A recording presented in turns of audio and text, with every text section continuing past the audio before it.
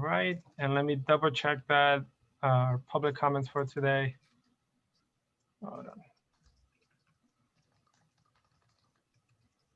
Okay, no public comments for today. Go ahead, Chair. Thank you very much. Good afternoon, everyone. Welcome to the December 1st Finance and Risk Management Committee meeting of San Diego Community Power. Director West, I see as present, as am I, and we can start. And do we have any public comment, Sebastian? Item 3.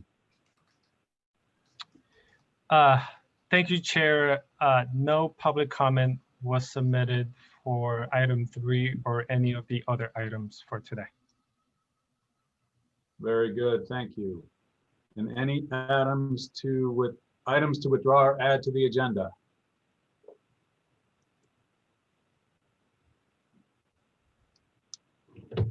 Not for me. Hearing none, let's move on to item 5, Treasurer's Report.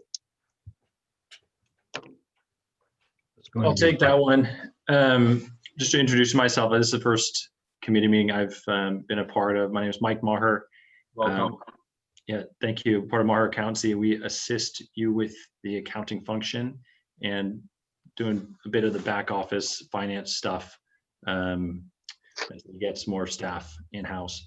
So today we just want to go over pretty quickly, high level, some financial statements through Q1, as well as the budget to actual report for the same period. Sebastian, if you want to go down a slide or two, we'll just get right into it. So it's not a pretty balance sheet. There's a lot more money going out than coming in, but that's expected during the startup phase. Most of our cash is derived from our loan draws. We've received some cash from certain counterparties that we're contracting into, where they've had to post security deposits to do business with us and to negotiate power deals with us. But most of that is offset by our liabilities because we owe that back out. The biggest liability, as you're aware of, is our notes, our debt. We have the private debt from a couple of private sources that act as the collateral for our large line of credit with the bank. So that $5 million in the loans payable, that's the private debt. That's all restricted cash at this point. Can't really spend that per se, although it enables us to draw on on the line. So as you'll see, I mean, we have a negative net position. We're not making any money from revenues, and that's, as you'll know, that's planned, and we'll pick that up. We'll pick up revenues in the spring. Let's go to the next page.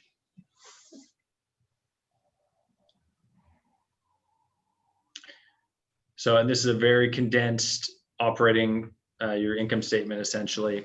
This, by the way, this is all this accounting is done on it's essentially a full accrual basis, like you might find in a normal business, but it follows governmental accounting standards. Some of you city folk may see accounting done in fund by separate fund balances. This is a little different than you might see in a city where we're considered an enterprise fund.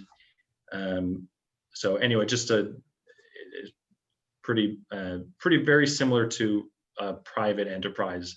So it might be a little different than what you're used to seeing in city budgets and city reporting, but this is governmental accounting nonetheless.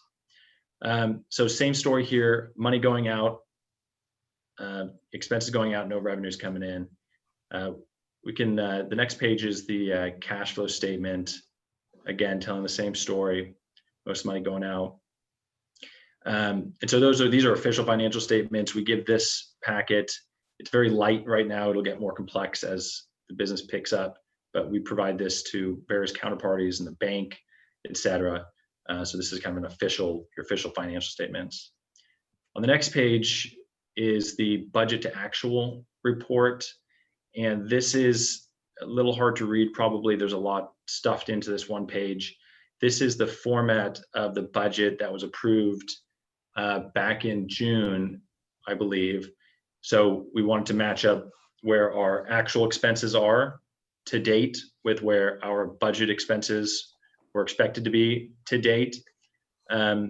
Just a heads up, we're going to propose in the early next year a condensing of this report and probably some revised figures, definitely some revised figures after we get more data and information in January. So this is probably the only budget to actual report you're going to see in this particular format with these numbers.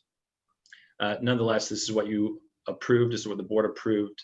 So that's how we're presenting it right now. We're pretty much on date on target for overall spending. We're a little bit under our expectations to this point. Certain categories have exceeded where we expected, certain consultants and legal, et cetera. But on the whole, we are tracking pretty much as expected. And again, everyone's aware the big money is going to start moving in the next half of the fiscal year. So there's not a whole lot going on right now. So I don't know if anybody had a chance to review this before the meeting, if they have any questions about this, but that's pretty much all I wanted to go over, kind of hit the high level with these numbers. Director West? Yeah, just Mike, what changes do you want in this? I mean, is that something that you can pass to us? I mean, if you know we're going to be changing this, let's do this. Let's make the recommendation so we pass this on to the board. Yeah, the thought was, so we're going to be condensing some of this. There's a little bit of a hybrid mix of what we call natural classification of the type of expense that we're talking about and some more departmental expense. So there's just kind of a mix how it's currently presented. And so it doesn't really lay out in line with our main financial statements so well. So we'll be condensing some of the categories. We can still provide this type of detail as a supplemental information. But what we intend to do is come back with a format change to condense it when we have new numbers to actually change the budget, the overall budget numbers. And so we're expecting a significant amount of data in January, February. So that's kind of when So we're once we actually start doing stuff, you're going to see those numbers change, and you're saying that's when you want to propose to the board that these changes be done. do it all at once. Yeah, this was done, with, there was a lot of thought going into this, but we were working pretty blind at this point. So we're going to do the format change and the number update, the actual budget number update when we have better information. Okay. And I think the second thing that's happening, Mark, is that we're trying to get on a schedule so that we provide to you all every month some condensed form, rolled up form of the budget. And the reason we can not have as much detail is that we commit to point out to you any major changes. So you don't have to wade through a whole lot of detail to get the picture, that we will actually point that out to you, and you will get it first, and then it will go to the board on a normal basis every month. And then mid-year, we'll do a deeper dive at the board level in terms of actual the budget comparisons and how does it look like for the rest of the year and that sort of thing. So we're really kind of just getting in the groove here and saying, well, this is kind of what you're going to be seeing. We're going to be making some changes to make it a little more readable and a little more informative. And you all will see some form of this as we move along every month, so that you all will have a chance to keep a closer watch, and then you can report back to the board if there are things that we point out that are noteworthy or troublesome or whatever they are. Then that way you all can play your role as the finance committee to take the deeper dive and actually take a quick look at it every month, and then kind of get your arms around what's going on going forward. So there's a couple of processes going on here. Sounds good, Bill. I think based on that information, I'd like to make a motion to take this report and move it onto the board. I will second that motion. All in favor, please say aye. Aye. Aye. Thank you very much, Mike.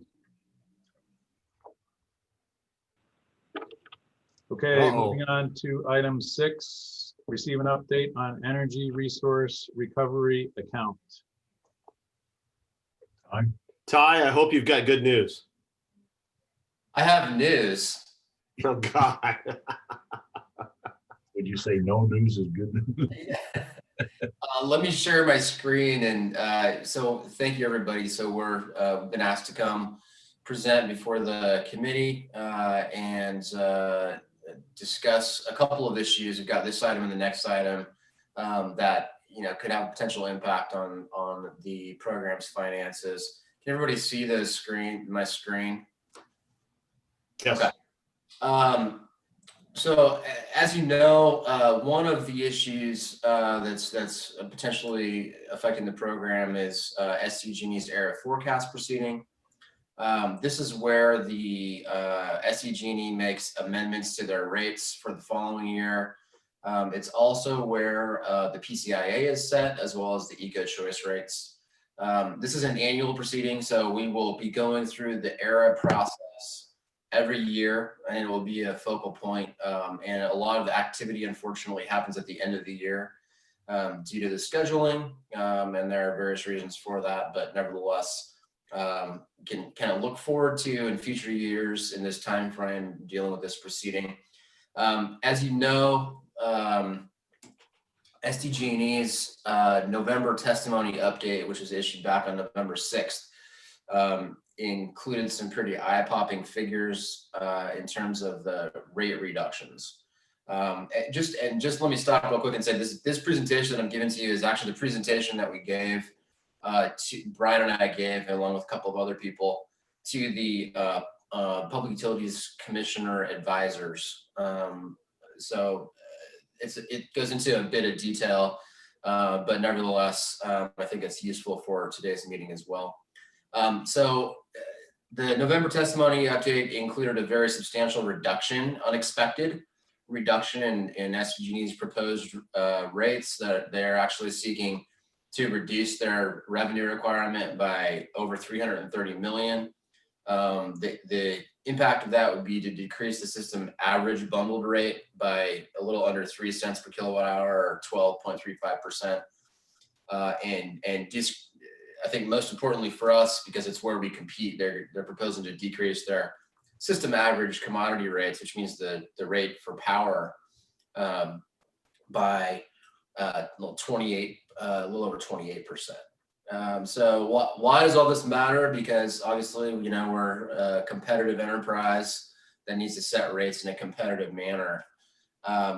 So the load forecast, when we looked into it, and I should be fair and honorable here, and mention when Brian and his team took long hard look at this.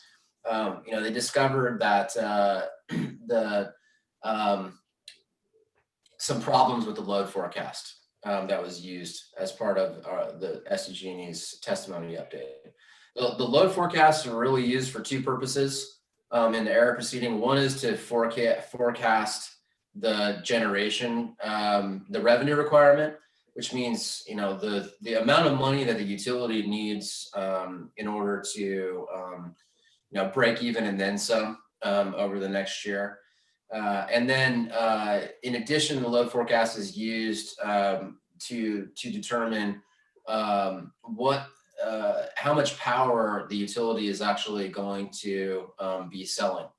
And so rates are derived by simply dividing those two things, the revenue requirement by what they call the sales forecast, which is basically the anticipated energy usage over the next year.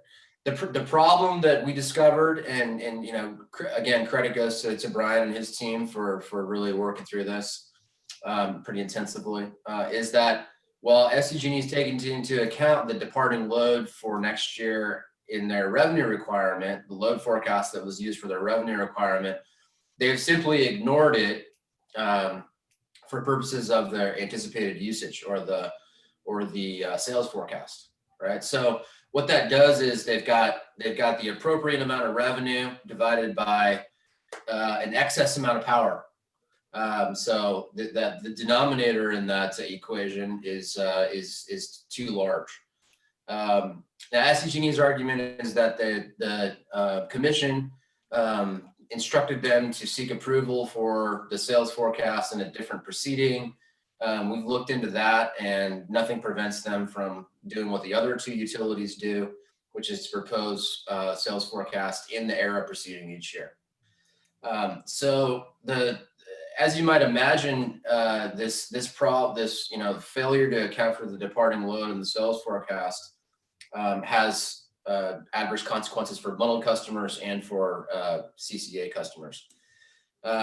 This just gives you a sense of the magnitude of the impact on residential bundled customers, meaning utility customers, customers that are remaining with the utility. So you can see that for 2020, the residential rate was 9.8 cents per kilowatt hour, and then for 2021 they're proposing 6.9 cents a kilowatt hour. So on the order of a 3 cents per kilowatt hour reduction. Very substantial, very surprising proposal. And the issue here, you might be saying to yourself at this point, well, good for these customers, they get a big rate reduction. Well, we don't expect that rate reduction to last due to the procedures that are in place at the Public Utilities Commission. So what Brian and his team have developed an estimate for the ERA under collection be over 250 million. So in other words, SDG&E is proposing a path where they would substantially under collect from their own customers. So they would, based on existing commission rules, they'd have to file for a correction in what's called an ERA trigger application. And so they'd have to correct rates, and based on the size of the anticipated under collection, they'd have to do that mid-year. So what bundled customers are facing is a very an artificially low rate, and then mid-year they're going to have that rate bumped up. So there's going to be a sudden rate change for bundled customers. So adverse consequences for bundled customers. For departing load customers, CCA customers, there are equal, if not more significant problems. One is that with these artificially low rates,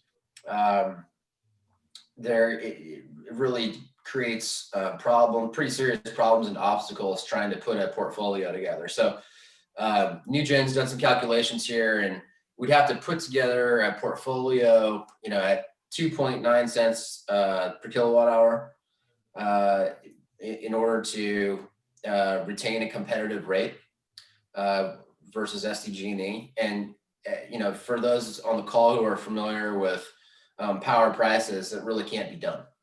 It's just too low. So you'll see that down here, the last bullet point, the market value.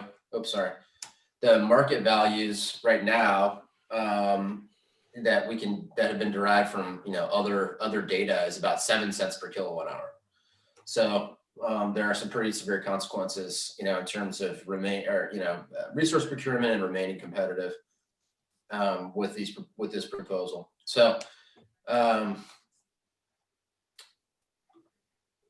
this just sort of represents, again, the changes in the residential rates. The applicable vintage for SDCP here is 2020. And so you'll see on the left, the 2020 vintage bar is at about 6.5 cents per kilowatt hour. And then the proposed residential rate in 2021 is substantially lower. If you just look at the exclude the PCIA and you just look at the area where we're able to compete, it's substantially lower. The 2020 vintage on the right, 2.9 cents per kilowatt hour. So the solution that we've been proposing, and this is included in some comments that we recently filed before the commission, is to direct SDG&E to employ more accurate more accurate departing load forecast that does reflect the fact that a substantial number of customers will be moving to SDCP and to Clean Energy Alliance as well next year. We've seen the commission deviate from its prior instructions in sort of much more difficult circumstances than these. There's really nothing preventing the commission from ordering SDG&E to adopt a more appropriate load forecast for its sales forecast as part of this proceeding when they do adopt rates. And then we're also proposing that we sort this out next year so that we don't run into the same problem. So what we've done so far, yeah, sorry, one more thing, the next steps. We have a proposed decision is going to be out tomorrow. So we'll know a lot more at that point in time in terms of where the commission is. We have comments on the PD, which are due next week. There'll be reply comments a couple days later, and then we're anticipating a decision on December 17 in this matter. So in terms of our advocacy, what we've been doing in addition to filing comments, the comments that we filed on the November testimony update, they were really kind of the focal point for our advocacy efforts. And those were filed several days ago. We have over the past week, we have held ex parte meetings with each one of the 5 public utilities commissioners, advisors, and those meetings went fairly well. I think there was widespread understanding about the issues, and we got good questions about SDG&E's position and what the next steps are in terms of the commission's subsequent actions.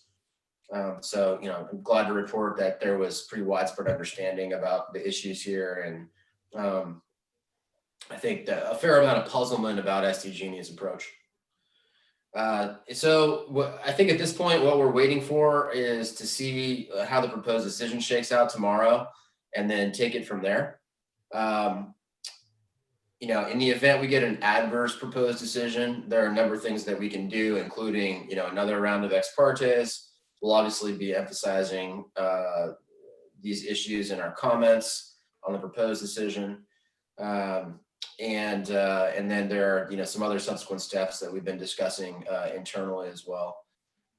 So that's where we are presently. I should also mention one other thing, that Cal CCA has been assisting us throughout this process, and they've been very helpful. The general counsel, Evelyn Call, has been participating pretty robustly, and she deals with high-level officials at the Public Utilities Commission on a very regular basis. She has also been active discussing these issues with Energy Division personnel, which is also always important. The Energy Division has a lot of staff that weigh in on these matters internally, and so it's important to reach out to them whenever we have a dispute with SDG&E or an issue with commission actions. So those things have been going on as well, and from what I had participated in one of those meetings, but from what I hear, that's been going fairly well also. That said, there are no guarantees, and we need to continue to press our case. But that's where we are in a nutshell with the ERA proceeding. So happy to take any questions or go back to issues that we covered and discuss them in more detail. So Ty, if I can summarize, basically SDG&E ignored the departing load. That's the crux of this. Mm-hmm. Yep. In their anticipated, when they went to derive their rates, the formula that they used to derive those rates, in one part of that formula, they've excluded departing load. That's essentially it. Exactly, Greg. And the departing load is primarily the CCAs in the 2 new CCAs, right? Correct. Okay. Is this a one-time thing that they can pull off, or are they going to try to do this every year, do you think? Boy, I wish I could answer that question with any certainty. We have a hard time anticipating what SDG&E is going to do sometimes. I would hope that we would be able to iron this out going forward. And so whatever the resolution is in this particular proceeding, I think one of our priorities for next year is going to be to try and persuade the commission and to the extent we can SDG&E to take into account departing load. I would hope that it doesn't happen again, but certainly Because you could can't predict you with could certainty. sort of forgive them this year because we're not up and running yet. But if we're up and running next year, then it'd be kind of really egregious for them to do the same thing again. If forgiveness really isn't my thing per se, Greg, but I do think that we've got a better chance at now that we've raised these issues at making more progress and ironing them out sort of once and for all next year. Do you know if other investor-owned utilities tried this with other CCAs in other regions? I don't know. Currently we know that the utilities, the other two investor-owned utilities don't proceed in this manner, and that they do take into account the departing load when they do their calculations. They propose it in the ERA, so they're not doing that currently. I don't know if historically this was something that PG&E or Edison tried to pull in the past. Certainly, I know that the Northern California CCA programs had a real terrible time with PG&E, and so it wouldn't surprise me to learn that they had similar issues, but I'm not aware of this issue occurring in the past. Yeah, if I may, Chair, this is Ryan Barron. Southern California Edison hasn't done what's being done here, which in my opinion is fairly egregious, but what they have tried to do is take the ERA trigger and dump it into the PCIA as part of one proceeding, and were actually investigated by the PUC, although they were not sanctioned for those actions. So there's different types of things the IOUs do formulaically or through the numbers to get a proposed decision in their favor for the PCIA. Thank you, Ryan. And I appreciate the comment that we're working with Cal CCA. I think that's really important. That's why we joined, to try to learn and work our way through this, because from day one we knew SDG&E was going to be 2 steps ahead. Are we also working with Clean Energy Alliance, and because they have the same problems we do, right?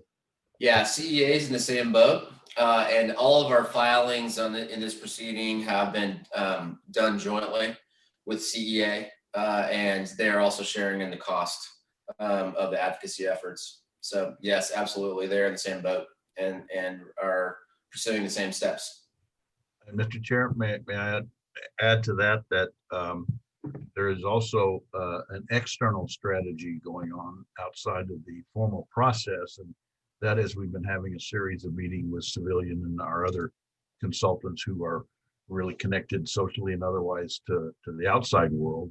That the original plan, I sent an email just a few minutes ago to the board saying that the decision, proposed decisions coming out Wednesday, and Ty and I have talked to give them a chance to analyze it. And then shortly after that, Thursday or Friday, we would be recommending that the board send a letter, the SDCP board send a letter, whichever way it goes. If it's favorable, we say, thank you very much. You're very enlightened, and go from there. If it isn't, we again echo some of the concerns that our legal and regulatory team has raised. And depending upon the egregiousness of what they're proposing, reach out into the community as well. And the other various groups that are supportive of our efforts, and let the public know what's going on to, whatever extent the harm is. So we're geared up to swing into action when that happens, but we didn't really want to pull the trigger too soon and sort of maybe make the commission mad or think we're getting ahead of them. And so we've been coordinating with all the parties to make sure that we have some kind of a coordinated response, including one where we thank them very much. There isn't I don't believe there's any prohibition that SDG&E could have walked up there with us arm in arms and said, we would like to have this change made. And they certainly didn't do that. And so I think folks need to know that they laid it squarely, as I understand the lay of the land. They laid it squarely at the CPUC's footsteps, and to some extent, that's okay. We will make our arguments there, and they're supposed to be an unbiased party that really looks after ratepayers. That's their primary concern up there, is to look after ratepayers and make sure the utilities remain economically viable. And we're going to kind of hold our feet to the fire. And the legislature created us as a choice to the IOU service to give customers a choice in California, and this would be an attempt to block that choice, and we don't think that's in the best interest of California policy. So we're ready to move into action. Thank you, Bill. I think that's a good tempered approach, and not swinging too hard out of the gates, but realizing that we are a player out there, and we will play, and we'll play nice as long as we can. But then we'll have to dial up our stakeholders, particularly the environmental stakeholders, as necessary. And public opinion and public view on this is going to be extremely important moving forward. Yes. Director West. More later this week. Yeah, I think one thing I think is important too is, besides our environmental partners, I would actually get the Taxpayers Association to help us out a little bit, because this seems to me like almost a way to undermine our rolling out of our initial pricing, to where they're going to say, see, we are more affordable than they are, and we told you so. So I think that getting people who are involved in making sure it's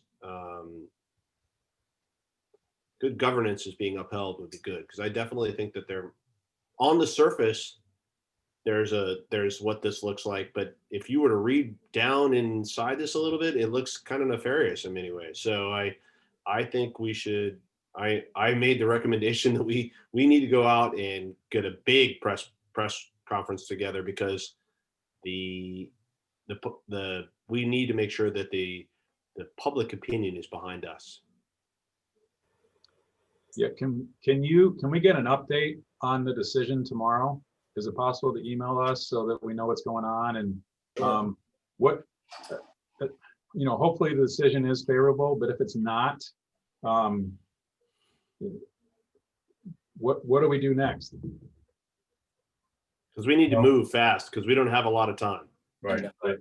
As I mentioned, officially, one of the first things we'll do is have the board send a letter. Well, of course, Ty will be preparing comments and whatnot through his group, and we'll sort of take our lead from there in terms of whatever the decision says. But at least officially, as the board, will be taking an action to comment on the proposed decision as well. And then Cody's been working with the outside groups, and we're geared up to have a meeting any day, anytime, to sort of kick off our strategy, depending upon what the proposed decision says. And we've considered, and they've discussed all the things we've mentioned here, that this is particularly could be, I should say, particularly just a moment we really need to pull out all the stops, because on my calendar, I see the next board meeting is not till December 17th. Is that correct? Yeah, That's right. So we're not waiting for that. We're gonna do this ahead of time. So potentially we're going to need a special board meeting. Is that what I hear coming? No, we're gonna do all that we've mentioned thus far. Just, I notified the board we're doing it, and we're just gonna do it. Greg, we talked about, we gave them at the board meeting, we gave them power to execute based on, we knew about this coming. But Okay. hey, Ty, when do you expect those letters to be? I hope those letters are sitting on your desktop, ready to be fired immediately after it's out. Is that right?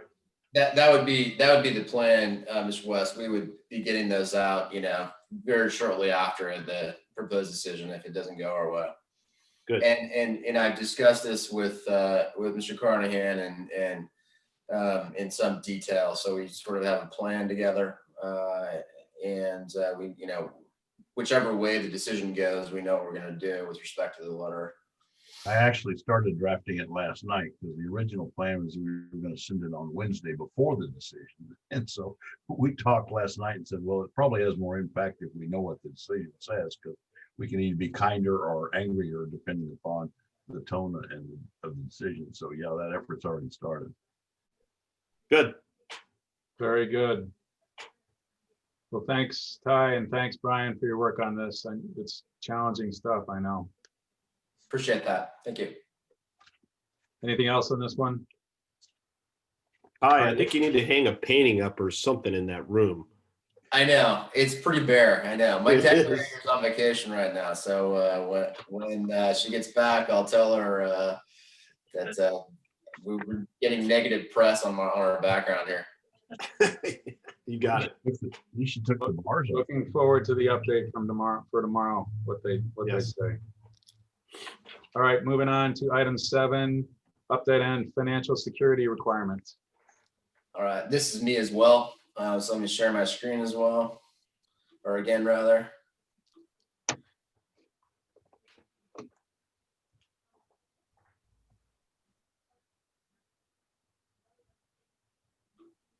Can everybody see that? Yes. Okay, great. So as you may know, we have financial security requirements that CCA programs are required to post 2 times per year. The background here is that the utilities, pursuant to a statute, pursuant to some state law, the utilities are entitled to a degree of financial security for in the event that CCA program customers return to utility service en masse on an involuntary basis. And so there's been a long winding process that's gone on at the Public Utilities Commission, starting with this decision 1805022, which, as you might guess, based on that first number, was issued in 2018. Subsequent to that, there have been many rounds of comments and back and forth over these requirements. The utilities really tried to implement this in a pretty onerous manner. And so there was a lot of back and forth, and it was a contentious implementation process. And so nevertheless, the final resolution was passed on it not too long ago. There are administrative and procurement components to the financial security requirement. It's calculated 2 times per year in May or November. And the postings are due in July and January. And so this has been a point of contention. So I do want to stop here and just update everybody and make sure that we're clear. The way this works, and unfortunately, neither the decision nor the resolutions that followed were a model of clarity. But the way this works is that the utility calculates these amounts twice per year, once in May, and the posting is due. It's actually on May 10th. And the posting for that amount is due on July 1st. And then there's another calculation that's done on November 10th, and the posting is due January 1st the following year. The issues here is that with SDG&E's calculation, and there is some confidential information that was contained in the calculation, so I'm not going to go into that kind of detail, but SDG&E included costs for in their determination of the FSR amount. They included costs for months when SDCP is not planning to serve customers in its calculations. And so that drove a bunch of problems in their calculations, and it resulted in a financial security requirement figure that was substantially north of what was anticipated. So that is the primary issue. The preferred financial instrument and related language is also something that we're, even at this late date, and even at this, even though there was this long winding formal process, the Public Utilities Commission, we are still arguing over, or negotiating over some of these final items in terms of the financial instrument and related language. One of the issues that's come up is that we were originally planning to pursue an escrow agreement with SDG&E They've got back to us and said that the bank, River City Bank, is not adequately rated for an escrow. And so we're switching over to a letter of credit. And that's something that I we need to discuss in some more detail with the management. This is all, recent information that came out over the last couple of days. So, and then there's some lack of clarity around the due date. I'm confident in the interpretation that we've given, but the resolution that was recently passed said we had to comply by December 8th. And so the question is, the question that came up was which amount needs to be paid by that time, and it should be the minimum amount, $147,000. That's due on December 8th, and then the amount that's contested is going to be due on January 1st. So that's where we are with the FSR. In terms of our advocacy, we filed a protest to SDG&E's advice letter on behalf of SDCP yesterday, and we have SDG&E's reply comments are due Friday, so we'll see how that shakes out, what they say. We had discussed these issues with SDG&E directly last Monday before the holiday, and we will continue to discuss the issues with SDG&E and try to come to a resolution. In the meantime, we'll also be discussing these matters with the Energy Division, and I'm also recommending that we submit a request for extension on the January 1st due date, just to provide some added protection while we resolve these issues. In terms of next steps, as I mentioned, the next posting for the minimum amount is due on December 8th, next week. And then the next posting would be due on January 1st, 2021. And that is proposing that we request an extension for that date while we resolve the issues. So that is where we are with the FSR requirement. And it's been, I will say that just some commentary on this, it's been a very long and intensive proceeding related to, I think, a very remote possibility, i.e. that there's some failure of a CCA program and customers go back to utility service. It's never happened. I don't think anybody's anticipating that it will happen. And so it's one of those situations where a lot of parties have spent a lot of time on this particular issue. And it's, at least in my opinion, a very remote possibility. So it's sort of unfortunate that we're having to spin our wheels a bit on this one, but nevertheless, that's where we are. Director West. Yeah, I just I didn't ask this. Thanks for the update, Ty. Really good job again. Thanks. I didn't ask the last time. I think we saw that. We saw this at the board too, right? You briefed this, yeah. So the one question that Chair Hamura brought up that I thought was really is the other CCAs, does this affect them as well? Or do they even know? So Clean Energy Alliance. So Mr. West, are you referring to are you referring to Clean Energy Alliance, other CCAs? Yeah, I'm just talking about the local ones. Yeah. So again, Clean Energy Alliance, same boat. There, I can't go into the details there because again, it's confidential. They're our client too, as you know. But we filed a protest on behalf of CEA as well yesterday. Okay, good. And so similarly situated. Solana Energy Alliance is in a bit of a different position because they're so small. And so they're not having to deal with this issue, but certainly CEA is. Okay, good. Okay, thank you. Anything else, Director West? I'm it. All right, nothing further from me. Thank you for the update. Okay, thank you. Moving on to item 8, update on the phase 1 customer launch. Right. Good afternoon, guys. Hannon, is that? What's that? Phase 1, customer launch, cannon. No, just kidding. I get it. Yes, Terrible. out of a cannon. I hope not. We'll see how this week goes. So we just want to give you a quick update on phase 1. So we've talked about this, I think, a few times now in the different phases of our launch. And our first one is coming up. It feels like it's tomorrow, but it's in March, which is just around the corner. So we wanted to just kind of remind you all of what's coming. So phase 1 in March, we've been iterating back and forth with both our Calpine back office team as well as SDG&E on customers in those different phases. And we're nearly final on that iteration, and we will be kind of documenting that and sharing that with everybody. But it's pretty firm now, so I want to just give you an update. We are calling this phase 1.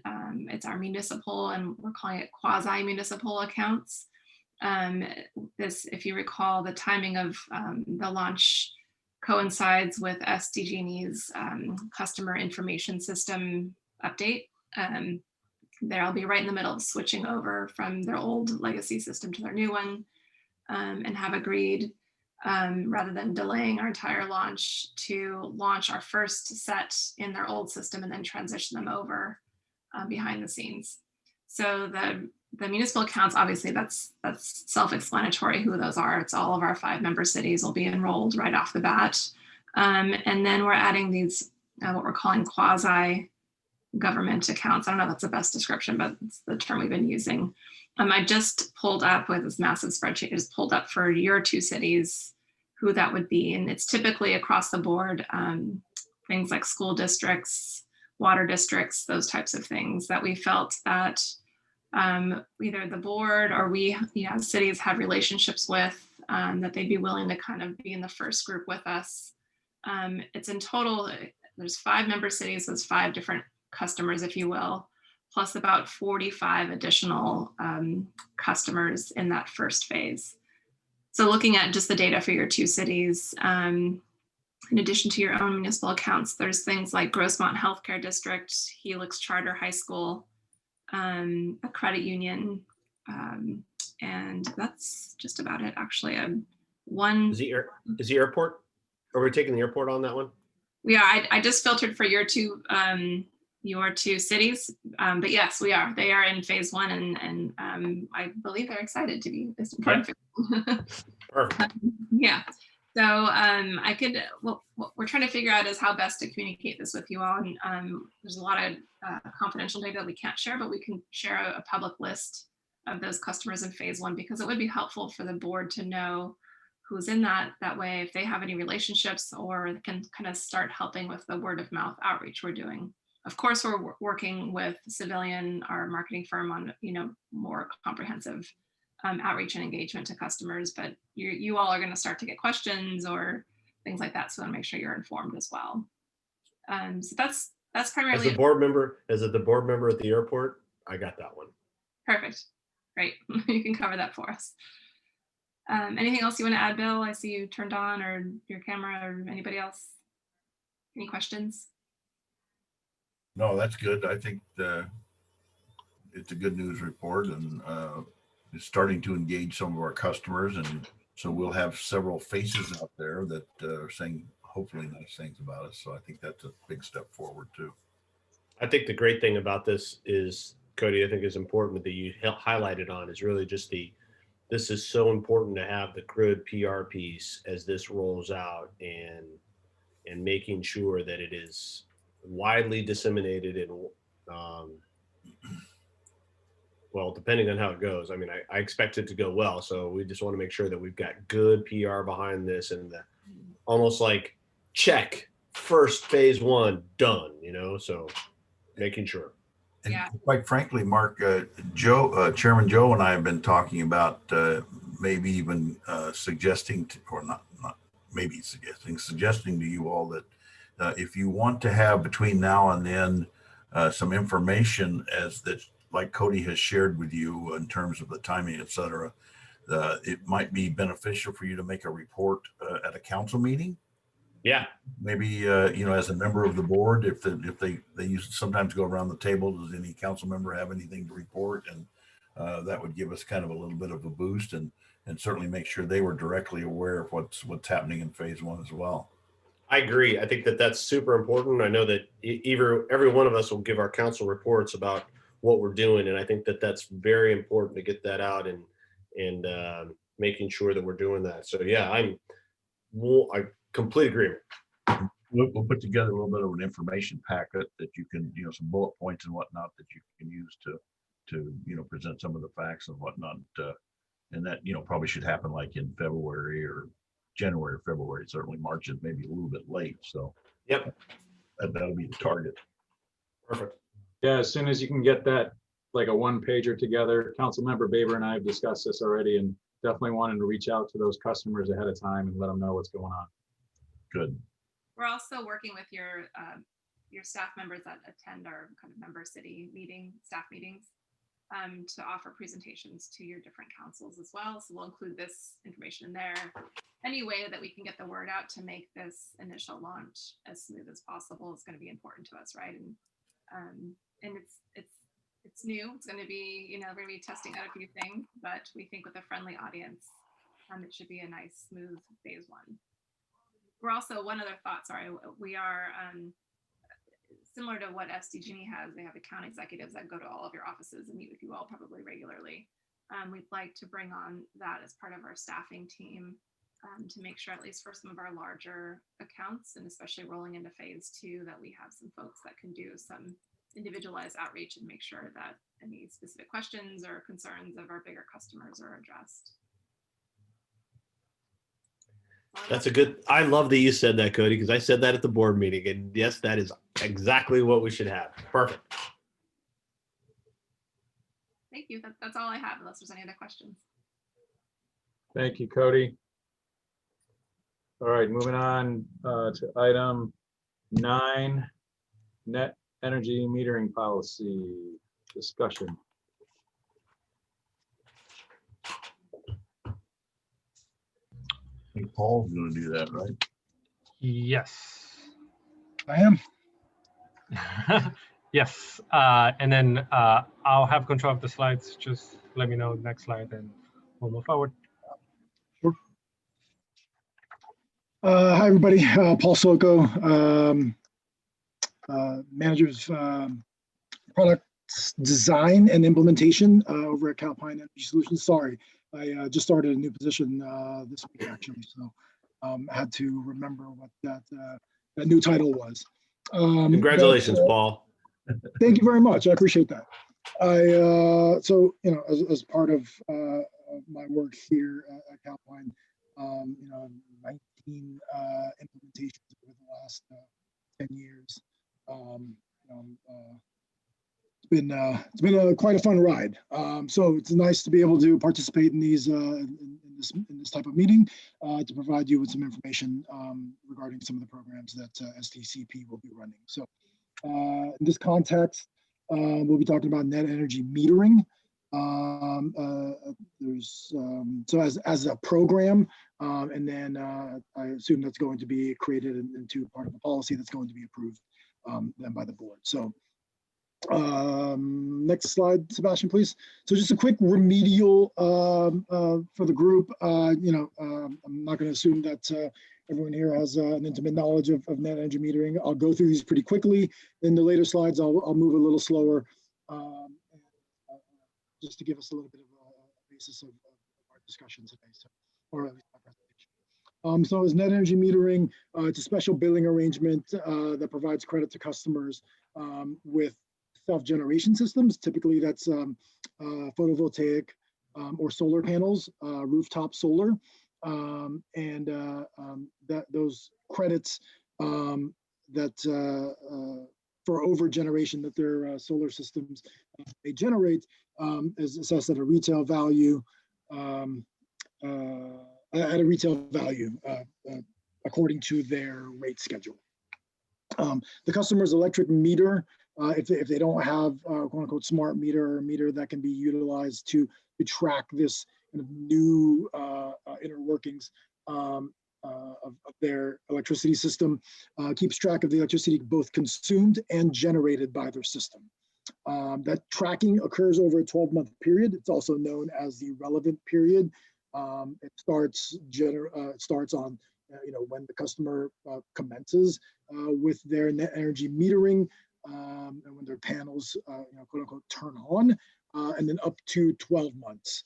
And at that point, they're assessed certain things according to the billing arrangement.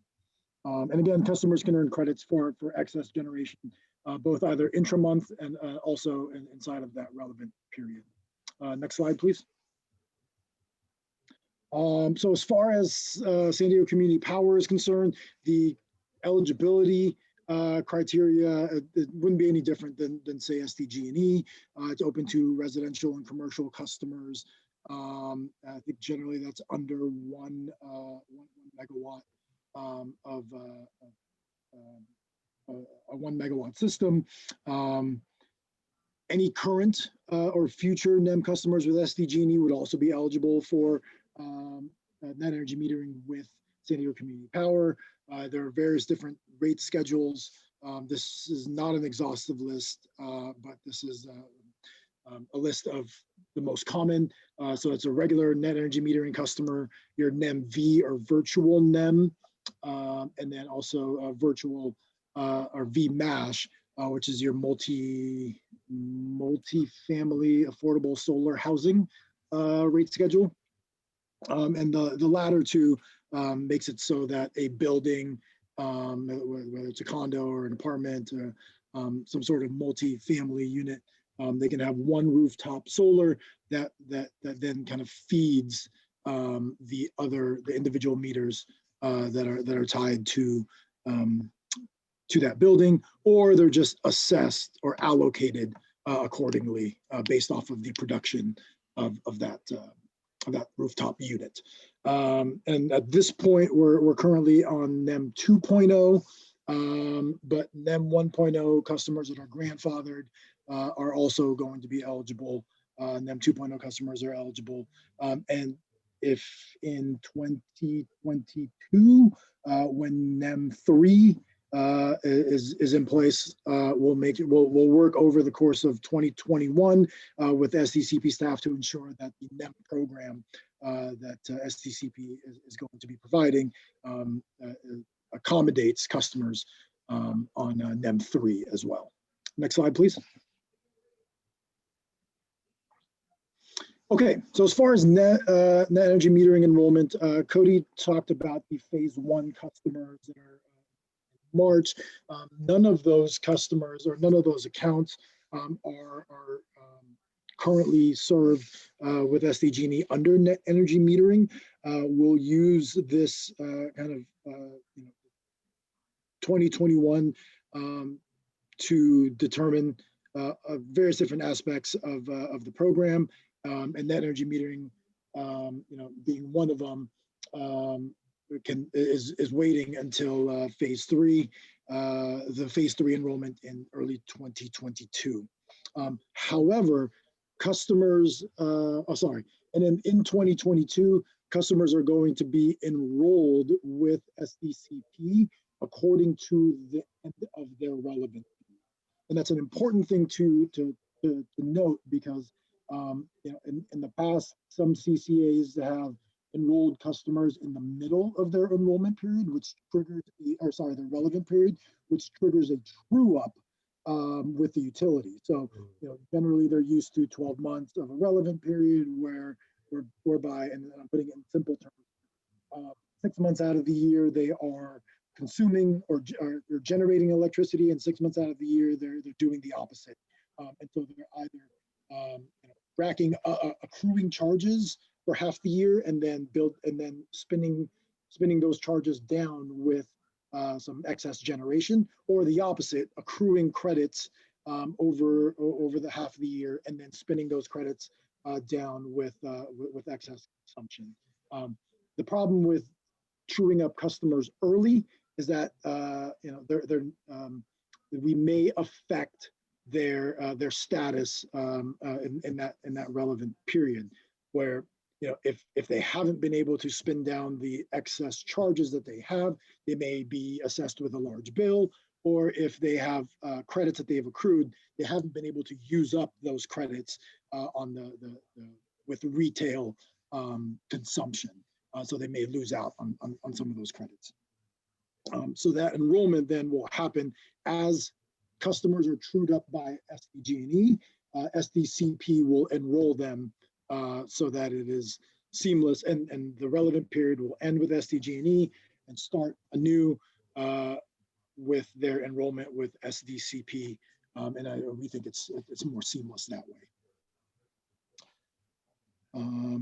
Currently, so current non-net energy metering customers, so this is going to be phase 1, phase 2 customers that are enrolled in 2021.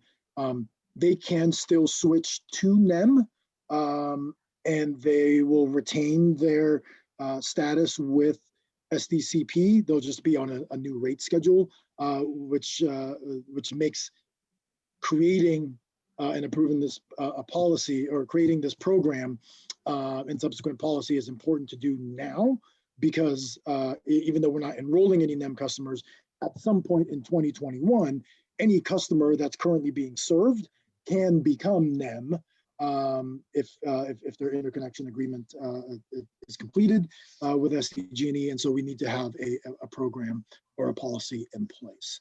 But they always need to enroll with SDG&E first and meet those requirements. Next slide, please. Paul, Yes. I'm coming back to something you just said. They will always need to go through SDG&E to be on NEM, to be on net energy metering. Why is that? So first and foremost, the billing information or the data comes from SDG&E. So if SDG&E does not have them as a NEM customer, SDCP won't know that they're NEM, nor will they get the data associated with being under net energy meter. Okay, yeah, I understand that in the near term, but I'm long term. It seems like that was a bold statement to say that that it always needs to go through to SDG&E. I mean, I think 5 years. I don't know how it could be very different, but it's not. That's my own thing, Paul. I'm dealing with I don't like it's hard for me sometimes to believe in statements that are like, they'll always need to do this, never mind. Just go ahead. I'm sorry. Okay. Yeah, understood. I mean, it could always go, always. CCA could potentially go the way that direct access did, where, metering is done by a party, reading of meters, actual installation of meters and all of that. And if that occurs and SDCP were to have partners that did that, or did that themselves, then I think, yes, there's the part of that metering, functionality could be taken in-house and by SDCP, and then they can run a multitude of programs, not just NEM. Yes, gotcha. Okay. Next slide, please. Okay, and then so as far as NEM billing, so this is really the majority of the program and how customers interact with San Diego Community Power. So again, customers will start their new relevant period with both SDG&E and SDCP upon enrollment with SDCP. Luckily or fortunately, in the majority of cases, if not all the cases, they'll do it, once they've ended their most recent relevant period with SDG&E, as we talked about. That relevant period is going to be the shorter of, I know I said 12 months, but it's in reality, the shorter of 12 months or the termination of service. So they could move out. So say, a customer, they can move out of their current home that has NEM, and that would, or has solar, and that would trigger the end of the relevant period and a subsequent true up. Or they can opt out of SDCP, and then that would also trigger true up in the end of that relevant period. For NEM billing, SDG&E will continue to bill the transmission and distribution side of the bill based off of their net energy metering program.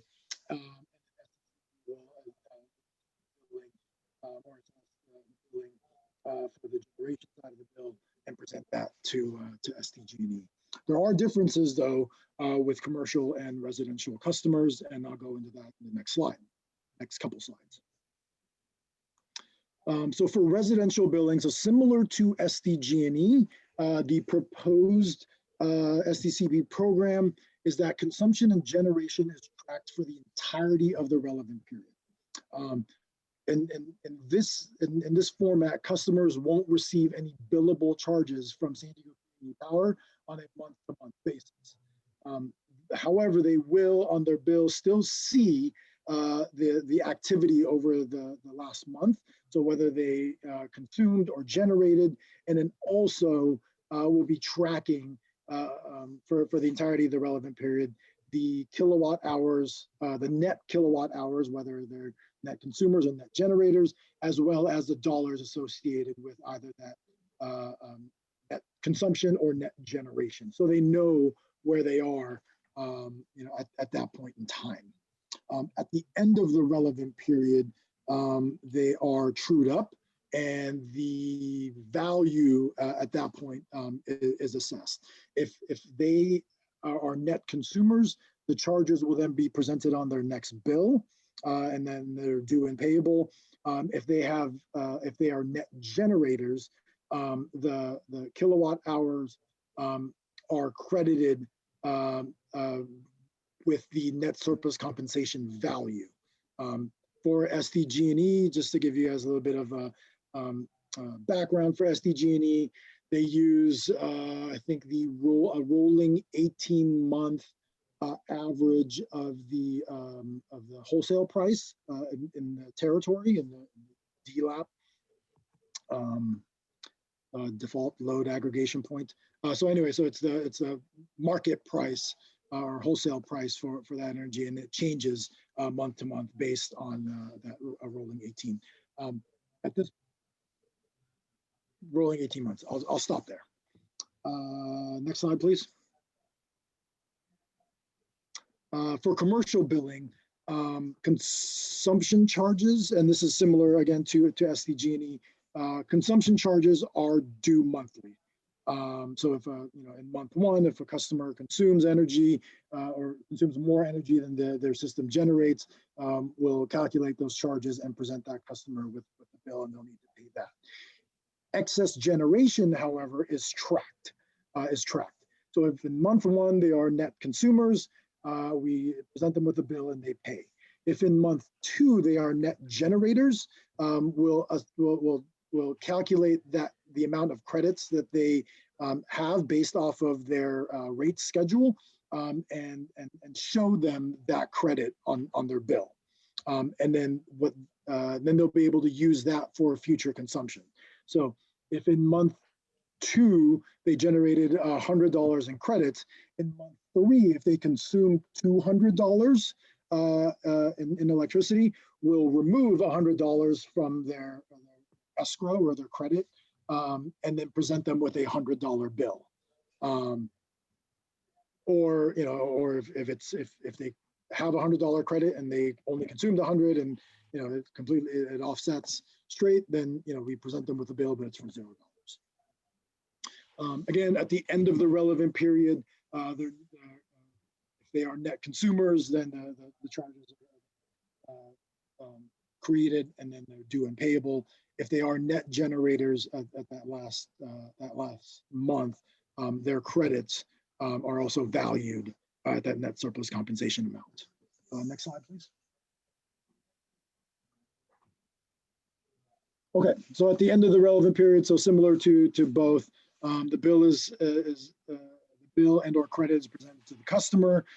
Credits are paid out or rolled over into the account to be used next relevant period, and it's first in, first out. Their net surplus compensation value is an amount that's still to be determined. And I think that may be determined in the rate setting process in early January. But again, I'll go back to that 18-month rolling the SDG&E and the other IOUs use. Generally, the IOU net surplus compensation value or amount has been hovering around 3 cents, usually around 2.9 cents, somewhere around there. So not very high compared to the retail value of the electricity. Any of the, and as I mentioned earlier, the tracked kilowatt hours over that relevant period is reset at the time of true up, and then we start tracking again for the next 12 months when the new relevant period starts. Next slide, please. I think that might be it. Yep. Hopefully I didn't go too quickly. I'm open to questions now if you guys have them. So thank you for that, Paul. What types of policy decisions does SDCP get to make with respect to net metering? I know it's changed a lot over the years. We have net metering 1.0, 2.0. What can we choose with respect to rates, and how can we affect, because trying to encourage more people to use solar?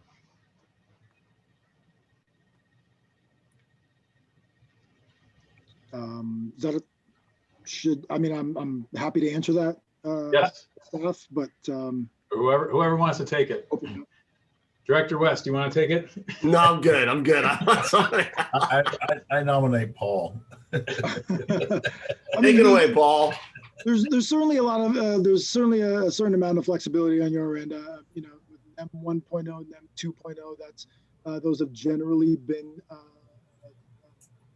or at least with 2.0, utility kind of nuances, right? And 2.0, customers aren't able to offset any of these what's called non-bypassable charges, and so even though they are net generators for the month, they still need to pay the utility for some of the consumption that they had at some point in the month, right?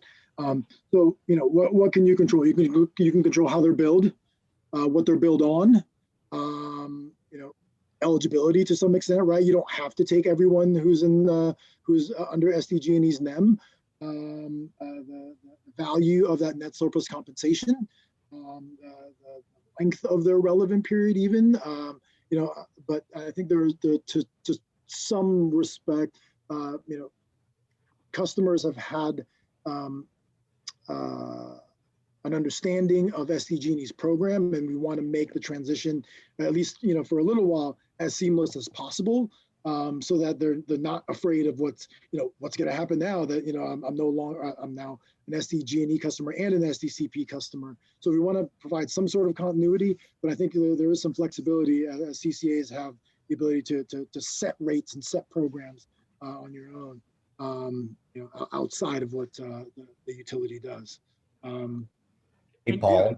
Yes. Paul, this is Kirby here. So I think one of the things that I would definitely want to emphasize for the benefit of the two directors on this committee is the net surplus compensation rate. And to the extent that that isn't already clearly understood, that's definitely one area where your organization can set the price at which customers are compensated for any power that's delivered in excess of their usage back to the grid. And, I'd say that policy that's been set across different CCA organizations has been pretty wide ranging. I think Paul could substantiate that based on their extensive experience, working with these programs. And it's ranged from everything from, full retail rates plus additional adders on top of those retail rates down to more modest compensation rates that generally mimic those of the incumbent utilities. So if you're looking at like SDG&E in the way that they compensate customers for surplus power production under NEM arrangements, the price given to those customers generally mirrors a 12-month rolling average of market prices during the hours of the day that solar typically produces power. Which is bad. Which is bad, right? Correct. So it's average somewhere, let's just say, between the high 2 cent and low 4 cent range over the last 12 months. Pretty low. Yeah, I think that's generally in the ballpark. So if you were to do something along those lines, customers would more or less, I think, be indifferent, subject to other rate related considerations. And if you were to do more, then that might be viewed as an incentive to stay with SDCP. But of course, there are budgetary considerations as well. So, Paul, I don't know if you have anything further to add, but I would say in response to that question about, what you can really influence as the CCA organization administering this program, that would be a key feature amongst the others that Paul's already noted. Kirby, wouldn't you say that it's important for us to, I think one of the best ways that we can get, as we look at our communities and as we're growing SDCP, it's important for people to start looking at homes as a generating possibility for a lot of power in the future. And if we can, I think what Director Hamora was saying was that these are ways that we can incentivize people to make it more, and you were alluding to, is that we can incentivize people by buying that power back at a higher rate. Because as a person who has 20 solar panels on my house and a battery, I have never, that has been a frustration level of mine with SDG&E, that they don't buy it back in a it's like they're making a profit on me, if you know what I mean. Yeah, and I think the way that the SDG&E tariff is designed is to have it be kind of like a net zero outcome, right? Where they're basically trying to compensate you in consideration of the value of that power, which of course, has declined over time as more and more solar has been installed, throughout the state and in their service territory in particular. So, I think, it's really kind of at the heart of this committee's work, as well as the board's generally speaking, because this is truly a policy related matter where whatever you decide in this regard will of course influence, the rates and costs that are borne by other SDCP customers. Because essentially, if you're paying more than the power's worth, then it's being, that rate's being subsidized by other customers and vice versa. And I'll have to say there's been some criticism that tends to lead people to say, well, the solar panels are only for the rich, and the poor folks are subsidizing. So you get into those kind of debates in terms of rate equity and I think most of the CCAs have looked for other ways to provide incentives for customers to do those kinds of things. Rates are not a real attractive way to do it because it leads to some unintended consequences sometimes. You can do that, you can do it, and some do, but it's not without its critics. Got it. I think that's important, and I'd love to see Calpine come back with some recommendations on incentives that we can use this. I'd love to see some of that based on their expert knowledge. Over to you. Sorry, Chair Hamora, kind of grabbed onto what you were talking about there. Sorry about that. Not at all. And it's a balancing act, and we want to encourage, but we want to be careful as well. So those are the kind of things that, this is a very detailed conversation to have because it's confusing, but it's really important because it's a big part of our mission moving forward because we want to encourage solar. So we want to be thoughtful about the rates and how we go about doing that. But I think it's important that we're presented with levels and options. Yeah. I'd also like to hear a little bit about NEM 1.0 versus 2.0, because as my understanding is you're better off being 1.0, but no one can be 1.0 anymore. So, do we look at those as maybe some ranges and targets to play with? Because that no customer can join those anymore. Yep. But can we offer something that's maybe it's not 3.0, but it's 2.0 or 1.5, something like that. And I think that's certainly a good game plan. I think what Paul was alluding to earlier is that I think most of the CCAs just say, let's make the transition, get it set up so that with the least amount of chance for problems in billing and other issues as we make that transition. And then once we know our power supply costs, once we know what we're capable of doing, once we get our portfolio put together, then we can see how we can stretch the limits and provide incentives and those kinds of things. And thirdly, it would seem to me that the by far the largest phase of application to this, at least from a political perspective, is the residential area. That comes as phase 3, so it's several months out. So the real market potential is yet to come. There are commercial applications, obviously, for commercial and industrial, but the real, I think, targeted market would be the residential folks. And so we do have time to make the transition, do it as orderly as possible, and then look to Paul and his folks and other CCAs as to what they did then to actually provide the right kinds of incentives to make it happen. Because I agree with you, it is an area where we can localize our services compared to someone like SDG&E, and some communities may want to take a slightly different approach, and there's any reason we couldn't do those kind of things. And that makes sense, Bill, to not touch it maybe the first year. And if that's, but I think would be helpful is to see a list of options for us. And phase 1, we don't touch it, but phase 2, here's some things we could look at, for example. We will do Totally that. agree. I'm completely 100%. Because my mind is now just rolling with ideas of things. And I think if I would really like to push I think this is one of those areas where we can definitely give back to our consumers in a way that will really be a positive thing for the communities, positive thing for our residents, and it's a good PR story too. Yeah, and we'll commit to do that. Good. Very good. So just to make sure I have clarity from the two of you, come back next month with a more detailed list of benefits and more information on M2 1.0, Chair Humara, and M2.0, and kind of how it delves into what type of program we'll be offering. Just want to make sure I have that clarity from the two of you. Yes, please. And if it's a phased approach, then, illustrate some phasing options for us. Yep. I'm not necessarily saying that it has to be in a month either. I think if it takes a little bit more time, that's fine too.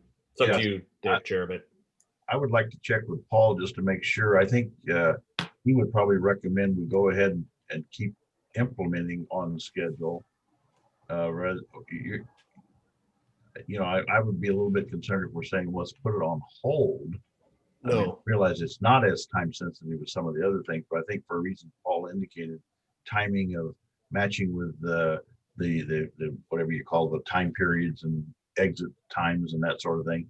Is it okay with you all if we go ahead and proceed with the implementation with the understanding that we would visit that right away? So Bill, can you just clarify specifically what that implementation is? Well, I think Paul was indicating that he actually answered the question, why are we doing it now? Why would you do it now? And I think it deals with the I can't remember what you called the time periods, but some of these things have a rolling 12-month or a 12 timing frame, and you do subs and all that sort of thing. And I think why he was saying you would put it in place now is to more easily line up with those targeted dates later on, unless I misunderstood what he was saying. And so you're really not enrolling people now anyway, right? And so you could go ahead and do that part of it for the reasons he suggested, and then have time to do the other nuances and the looks at what the options are without really disturbing anything, because people aren't coming on during that time period anyway, if I understood Paul correctly. Maybe I didn't. Yeah, so just to yeah.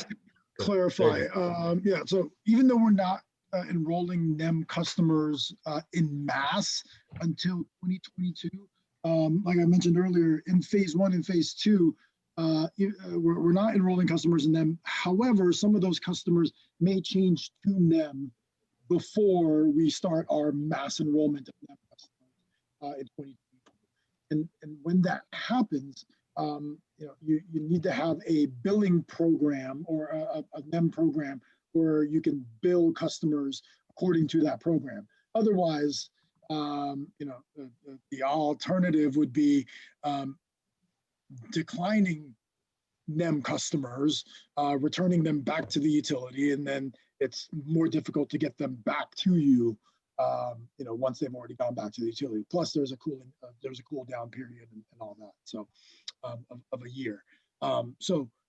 Even if the initial NEM program that we roll out in 2021 for those very few NEM customers that are going to switch to NEM in 2021, and that may or may not happen, or if it does, it's a small portion.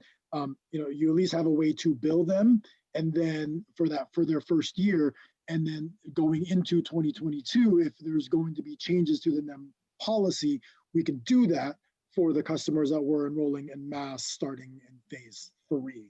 And then the previous customers that started NEM in 2021 will roll on to that new program when their first relevant period with you ends.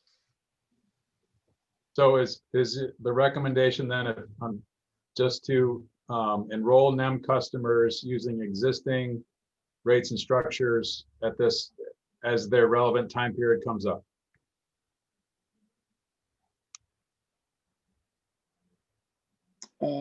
So the recommendation would be to have the program that I outlined during the presentation for customers that in the interim, at least for the customers that may ramp on NEM in 2021.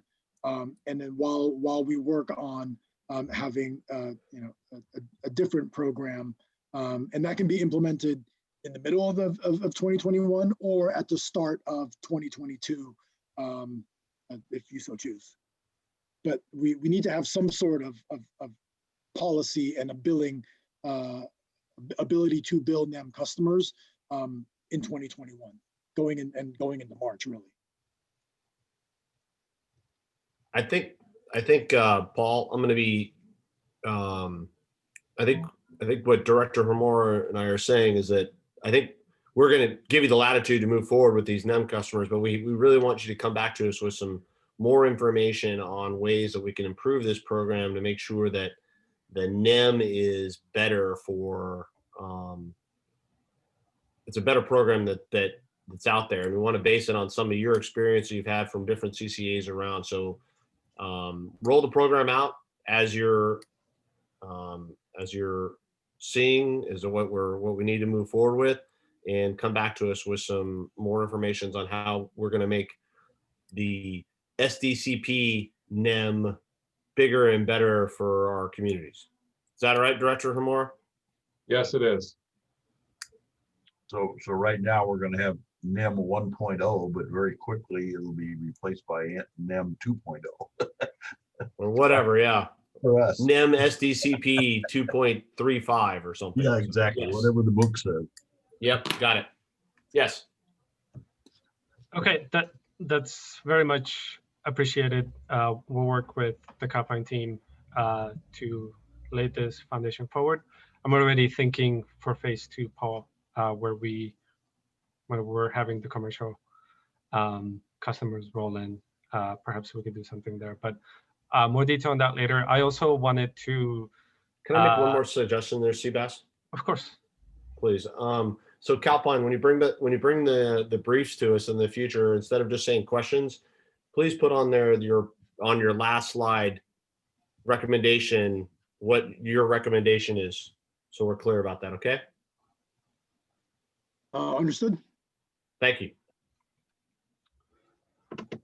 Thank you, Director West. As I was saying, a brief mention was made on NEM 3.0, which is a fairly recent proceeding at the PUC, where conversations are happening on what the NEM program will look like.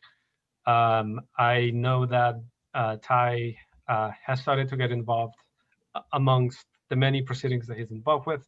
That is another one that he'll be tracking for us to make sure that our voice is there as this gets rolled out. I do remember him saying, and I noticed he's not on the meeting anymore, but I do remember him saying that very few, if not none, of the other CCAs are involved in the proceeding so far. So we're taking the quick step to be part of that and be a voice for our ratepayers. So just wanted to report on that as well.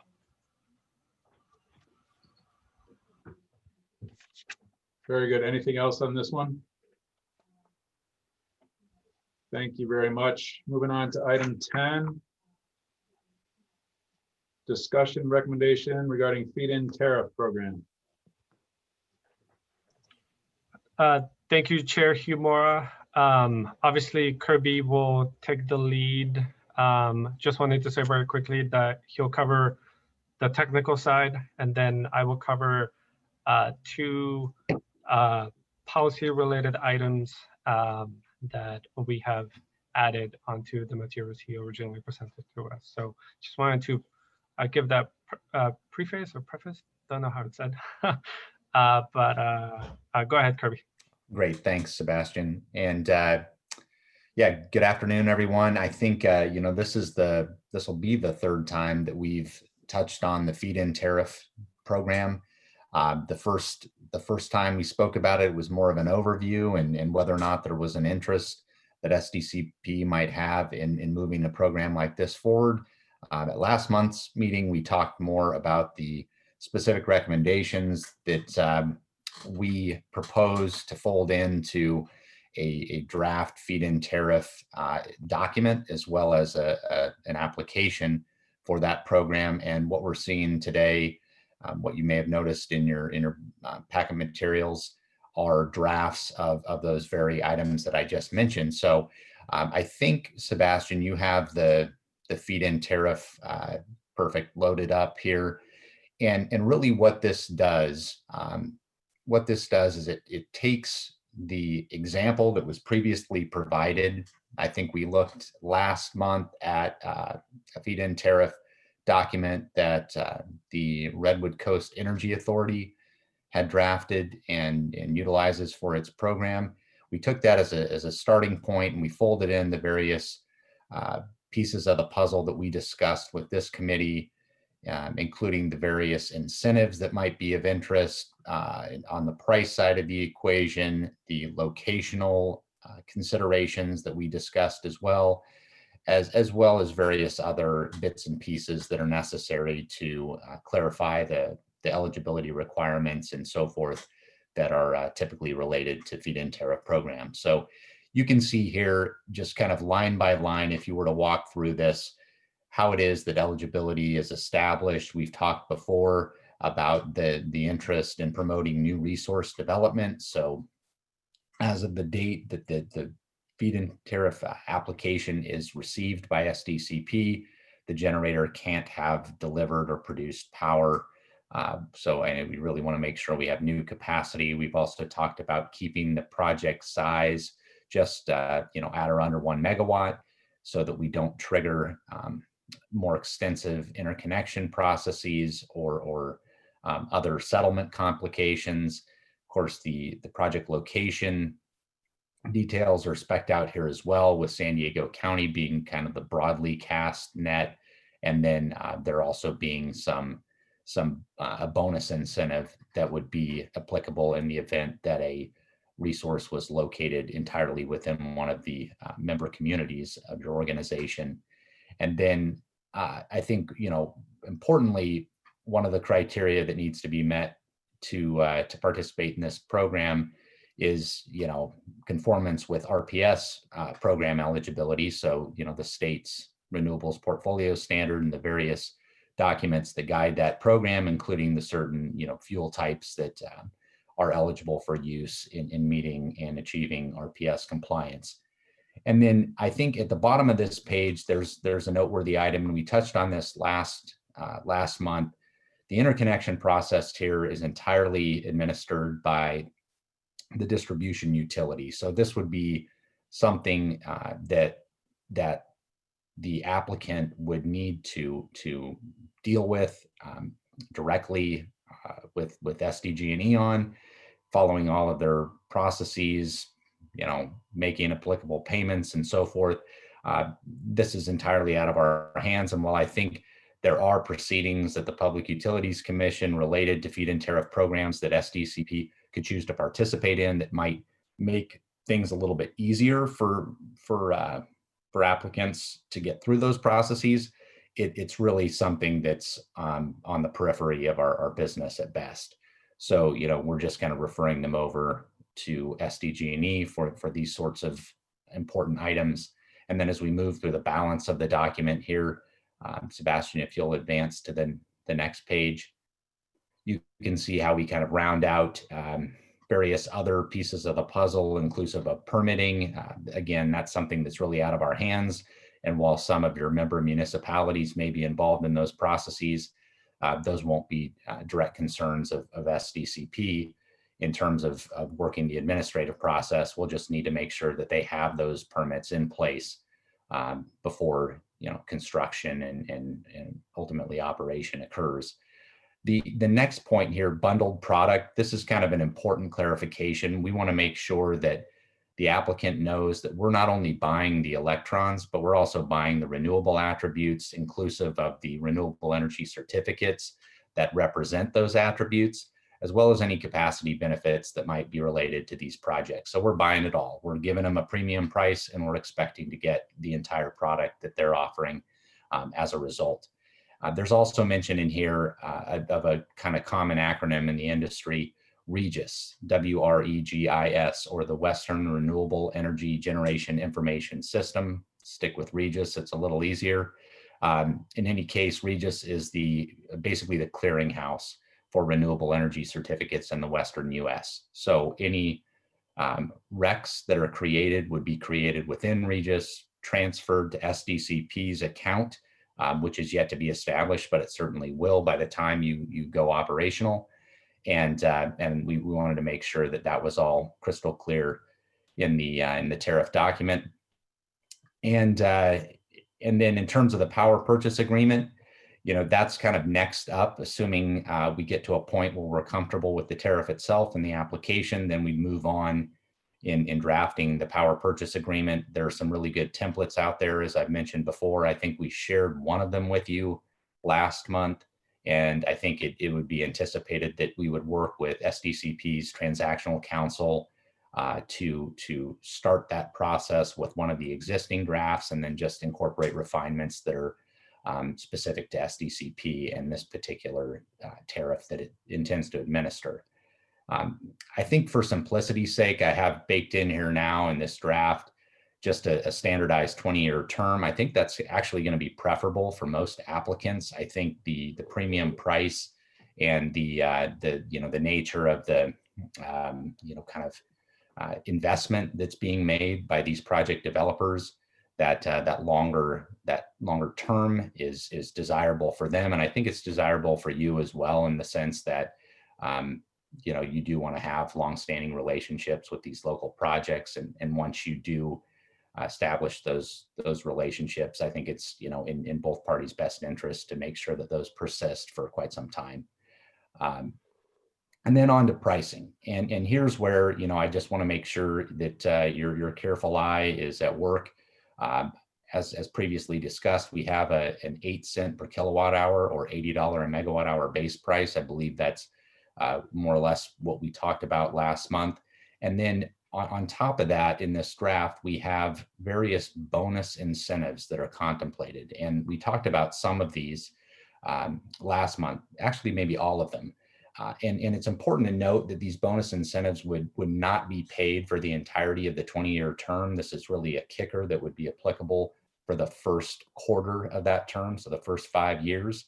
Each one of the incentives, and we can rearrange these and scale these however you like. Each one of these incentives is currently set at $2.50 a megawatt hour. So if for some reason an applicant was able to establish eligibility for all of these incentives, then they could achieve a $90 a megawatt hour price. I don't know if you're comfortable with that. If you are, that I think it makes good sense to kind of roll with these unless you'd like to see some changes. But again, they would only be applicable for the first 5 years of the contract term. And you can see here beneath the pricing description and details some of the criteria that would be in play for each one of these bonus incentives. Just some clarifying comments there. Of course, yes. Yeah, sorry. Looking at those numbers, based on what your research has shown you or your experience has shown you, is that pretty standard or are we going higher or lower? Tell me what you're thinking. I'd say you'd be on the kind of the high side of the average. So I think it would be a generous but prudent pricing scheme initially. Is when, and I'm going to look at our interim CEO on this one, when our brothers to the north kicked off a similar size CCA, or their power, were these numbers pretty similar to what they rolled out? I wish Bill? I had it off the top of my head, but I don't actually remember what those numbers were, but I can certainly find out for you. It's been a while, so I understand. I recall And Bill, Bill, when I did some research regarding Clean Power Alliance and their and a feed-in tariff that they might administer, I couldn't find anything. So I'm wondering if they're still in the developmental process related to a feed-in tariff. I know not all CCAs administer them, and I kind of cross-checked that with the Cal CCA website that is generally pretty up to date. That's why I don't remember they didn't do it. Yeah. So, I guess that's where I was going. But why didn't they do it? Why? I don't know. They didn't. When I left, there was no discussion that I can recall. That's why I say I can't remember. My guess is they had too many other things on their plate at the time. Yeah, that's pretty common, by the way. I think a lot of the reason that other CCAs have chosen to defer or just kind of look past these programs is it's just maybe one more thing than they feel like they're capable of administering effectively. So that makes me a little nervous. Then are we biting off too much so we can? Kirby's head's already shaking. You think this is the right thing to move? That was funny. Well, here's what I think we've seen so far is that you have some constituents here locally that are very eager to get involved in your organization by becoming small scale wholesale suppliers, and I think Sebastian would probably agree to that. We've had a couple of different communications to date with groups of those constituents, and I think there's an eagerness to not only do what we're talking about here, but get to the next phase where the program gets bigger and then maybe even bigger still down the road. So I think the big deal here in terms of the administrative burden is really reviewing the application, making sure that all the the documentation that's provided is legitimate, and that these projects are progressing through their development cycle according to schedule, and that's really it. Because once the project is up and running, I think we're right sizing the program too, so we've kind of set the cap to it, because we're incentivizing this, and if people bite into it, that's great. If they don't, it's nothing lost. But I think it's good to have it the size we have it at, which is probably on the smaller side to start with, and see who bites, and then go from there. Yeah, you're absolutely on point. I couldn't agree more. And I think the other thing, we did receive some feedback from those constituents about, kind of going with a more complex pricing scheme where there would be differentiators based on the time of day that power is produced and delivered. And I think the kind of the rebuttal to that, for now anyway, was the administrative complexity in validating the invoices that would be submitted and so on and so forth, as opposed to what we're talking about here, which is really just, one number times another number equals, the invoice amount, and that's what we pay. So it's pretty simple. Doesn't that put the PV systems at a disadvantage because the market they're selling into is the lowest of the day, right? I think it's actually the opposite. I think it gives a massive incentive for them Well, because they're actually they make more. Yeah, they're paying. They're in a 1 or 2 cent market, and they're getting 8+. So they're, we're the best game. We'd be the best game in town as a market.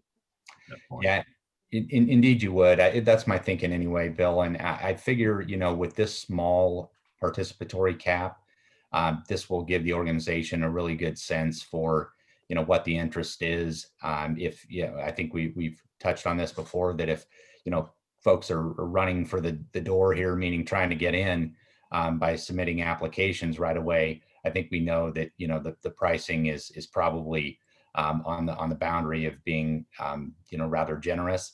And then if it's a little slow to accumulate in terms of the applications, then we might need to go back and rethink things the other way. So, regardless, the small participatory cap limits the overall financial exposure of the organization. I mean, your budget relative to these expenditures, it's rounding error. I think that's the way the CCAs manage it, is they have a megawatt cap. Correct. If they reach that for the year, they're done, and so they can actually reduce their exposure. And in most cases, I believe the utility runs out of capacity before the end of the year, by and large. So they let it look. They set it low enough that they're not going to overcommit themselves. Is my impression. I tend to agree with everything you just said there, Bill. And I think it's an easy enough process if you feel like you want to expand the cap to talk about it in this sort of setting when appropriate, and then just make the change if it's agreeable to the organization and its leadership. So yeah, I think for now, this will give you a good feel for projects that are, kind of lying in wait and would be really nice centerpieces of marketing campaigns that you could pull together, and great points of reference for your customers in terms of, things to get excited about that they'd be supporting directly through their participation in the program. So yeah, I agree. I think this is it's manageable. I think it's going to be effective across a variety of fronts. And then, of course, it's very adaptable. You can go back and Can I ask one more question, Mr. Chairman? Kirby, haven't done the research lately, but how many CCAs actually provide the adders that at all that you provided here? Seems to me that not all of them do. So that could be a plus for us in terms of marketing, that we are really targeting where we want these facilities to go, and that's basically within our member systems. And I think some do, but I don't think they all do that. And then secondly, the numbers appear to be pretty generous to incent that. So I think we could use that in our marketing strategy as well. Yeah, based on my research, Bill, I agree with everything you just said. I think the CCAs to date that have launched feed-in tariff programs, I think each of those CCAs they now have at least one incentive above and beyond the base price that they'll award. But I know when MCE launched, it had no incentives beyond the base price. So yeah, I think this for a starting point, this is a kind of an advanced scheme in terms of rewarding projects that meet certain criteria that are of interest to this organization. And I think that's good for us. I think the region and the members will like that, because I think that's what they expect of us. Yep. So that, in terms of the balance of the document, I think if we go to the last page there, there's 2 more pages. So that if we can scroll back up to the actual feed-in tariff document, Sebastian, if you don't mind, maybe 2 pages up. Perfect. So if we go to the next page, we'll see the kind of rounding out of the description of the different bonus incentives. Then, you can see how that all works. You can see that there's some clarifications in terms of, the payment terms, and that's going to occur monthly based on metered electricity. output. We've got an overall limit here described at the 3 megawatts. We talked about that before, and that's just a clarification in the tariff itself. Forecasting, we're asking that at the time of application submittal that the project sponsor give us an idea of just how much power is going to be produced. And in the event that the output, significantly exceeds what is forecasted, that there would be a discount applied to the price paid by SDCP. So if somebody just kind of, gave you a willy-nilly forecast and it turned out that they were putting a lot more power to you than you expected, you wouldn't be paying full price to the extent that it comes in excess of 115% of kind of the contracted output, which would be based on that forecast that I mentioned. And then in terms of the fee, we talked about that application fee. I think that was a comment that was made by one of the directors. Just trying to cover the administrative costs of not only reviewing that application, but kind of managing it throughout the development process. So I think that'll be, that's a smart thing to do, and that's reflected here. The application, of course, is referenced. We'll insert the link once the program goes live. And we simply mention here that needs to be filled in, in its entirety inaccurately in order to be considered as part of this program. And then we also have some detail here regarding the application timeline and opportunities to make updates. Sebastian, if you could go to the next page. Perfect. And then the queue position. This is really, important as this program evolves over time, because I think the idea here is that this program will be a first come, first served program. And as it potentially expands in the future, it's really important that you don't get folks that are just throwing kind of half-baked applications at you, trying to reserve a price before it kind of declines, as you move forward in time. That's usually the way these pricing schedules work for feed-in tariff programs, and it kind of mirrors the trajectory of renewable energy pricing, generally speaking. So there's a downward curve. We've seen that in virtually all of the CCA administered feed-in tariff programs. And so, when you get to these break points in those pricing schedules, I think some CCAs have found that there's a kind of a rush to reserve a price before it drops, and that can often lead to some poorly filled in and completed applications. So, we're just saying here that in order to reserve a queue position, we're going to review the application. We're going to make sure it's complete. We're going to accept it, and you don't get that queue position until that happens. And in the event that we do observe a problem, you've got 10 days to cure any, documentation shortcomings or informational inadequacies, before you're rejected. So there is an opportunity to fix things, but it's not, forever.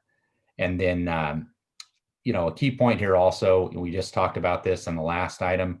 You can't get NIM treatment and premium fit pricing at the same time. You get one or the other, and it's important to make sure that folks know that, so that they're not thinking they get both. And of course, the practicalities here that the PPA needs to be approved before execution. And if that doesn't happen, of course, you really don't have a deal. But that's the document, and I think it's like I said, it's based on previously used feed-in tariffs of other CCAs. I think it's generally pretty comprehensive and hits all the key points, and happy to make any further revisions if you'd like to see them. Yeah. Thank you, Kirby. To take it from there, just to address a couple minor additions that staff has made to the materials, are two, really. One of them is regarding workforce language. As was mentioned at the previous Board of Directors meeting, with our inclusive and sustainable workforce policy, we would be bringing language regarding the feed-in tariff program. And as part of the package that is in front of you, we included that language in there, where it addresses prevailing wage and skilled and trained workforce for contractors and subcontractors. That's part of the Inclusive and Sustainable Workforce document. And also we made note of that in the program document that Kirby just went over, as well as the application. So we asked applicants to review that language to ensure compliance. So that's one addition. The other addition is in regards to projects located within communities of concern. And the board gave us direction to utilize that wording more.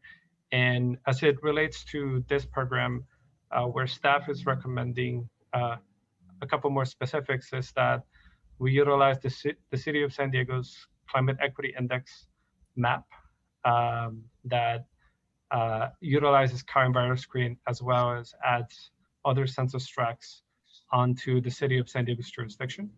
And we ask that any projects that want to be located within the City of San Diego and want to take advantage of that benefit, that they do so by finding a very low to very low access census tract. If an applicant wants to site their project outside of the jurisdiction of the City of San Diego, for that we're utilizing the map provided by CalEnviroscreen for the disadvantaged communities. And so those are the two distinctions we're recommending under the general umbrella of communities of concern. I will note that if staff is aware that the City of Chula Vista is currently working on developing their own climate equity index. And so I do anticipate I'll have to talk to Bill and Kirby on updating the application once the City of Chula Vista does develop their own communities of concern census tracts. So it's part of the overall feed-in tariff program. I don't think we need to update it every time, Sebastian. We could probably put in wording that says, as other communities develop this, that becomes the standard or something like that. We don't need to update it every time. Just put some wording in there and wait. Put the lawyers on the spot to make sure that the wording is something that can fit in there, and that'll be fine. Understood. Thank you. Those are the two updates I had. I have an additional question, Mr. Chair. Not to belabor the point, but I think it's a policy issue, and so that's the only reason I bring it up. And I just, quite frankly, just noticed it going through again this time. And Kirby, it relates to, we don't have contracted output as a defined term in the agreement, because we're not really contracting for output. We're buying whatever it produces, correct? Yeah, so there would be additional, I'd say, clarification and language to that effect in the power purchase agreement itself. I think this tariff document is really, more of the kind of the high points and, eligibility criteria. But to the extent I understand that, but we're not going to sign up for and even if we do sign up for a specific contracted amount of energy, which I don't think we're going to do. We're going to take it as it's produced and pay for it. So when we talk about underperformance being 80% of that contracted amount, and we can terminate the contract, we're going to buy it one way or the other. And if it's 80% of what they said it was going to be, we'd still be interested in buying it. So why do we have to talk about termination? Why couldn't we just amend the contract output amount and then continue to buy it at an 80% level? Well, I think your comment really just leads to a question, right? I mean, I think that the question is, other CCAs have done it this way. There's a forecast provided at the time that the application is submitted. That forecast, to the extent that it needs to be refined, could be refined during the period leading up to PPA execution. Once that PPA is ready for execution, meaning that it's finalized, that forecast would essentially be memorialized in that document. And I think the idea is that as the program grows, you know, initially these 3 megawatts, it doesn't matter heads or tails whether or not you get 10% of the output or 200% of the output. But as the program grows over time, the idea is that in aggregate, if there are significant fluctuations between expected deliveries and actual deliveries, then we'd want an opportunity for some sort of corrective action. And Yeah. whether that's a renegotiation or a termination, I think that's really up to you. Termination, it should be a little more flexible because we may still want it short of termination, and you could read it to say that if it's 80%, then the contract could be renegotiated, or something like that. And I don't, you know, certainly with PV systems, which are going to be the preponderance of these things most likely. It's pretty easy to take the nameplate and the hours of the year the sun's going to be out, and you know, local normalized conditions, and you can tell what the output's going to be. That's the same formulas that the producer would have. So it just seems to me that that's really kind of a penalty that really doesn't hurt us all that much to divide it 80% versus 100 or 70% or 60. It's still producing, and it's renewable energy. Why wouldn't we want to buy it? Yep, totally up to you. Yeah, I think the way that I defer to Bill. I mean, I think that is exactly right. I mean, I didn't think about that originally when we put that 80% last time we saw this. I thought, well, that seems right. But now that I think about it, if we can, I think Bill's spot on. I support that 100%. I didn't catch it before either. I'm not trying to ambush Kirby here. It's just that No, go ahead. I enjoy ambushing Kirby. It's kind of fun. No, it just. if this is an ambush, I want them more often because this is an awful soft ambush. Yeah, Not to mention that y'all are on Zoom, so I can get out of the way pretty easy. But I do think it's something we maybe should think about. That you know, Bill, let's do it. I think we should change it. Let's change the document. And this isn't. I think the rest of the board member, when we let's make those changes, bring that to the board and get it approved. And just in the, you know, I think for what it's worth, because I you know, like I said, I mean, it's totally up to you what you do with any of the provisions here. I think the way that this is drafted, it's drafted as, you know, the verbiage reads shall be grounds for termination. It doesn't say you will be terminated. So, you know, I think it's an, you know, I think we can make it as clear or ambiguous as you see fit. I would say grounds for renegotiation or grounds for review or something like that, so it doesn't appear to be so cut and dried. You know, give us some wiggle room there so that we can terminate if we want to, but if we don't want to, we don't have to, or it doesn't sort of make that the default position. That's the only thing that bothers me, because we'd still want to buy it. You know. Plus, you don't want somebody reading this document and eliminating themselves before we even get started because they're like, hey, we may not be able to meet that later on. So yeah, let's make the changes. Yeah. Good with that. Sorry about that. Good catch. All right. Anything else on this one? Only to say that there's a copy of the application that follows.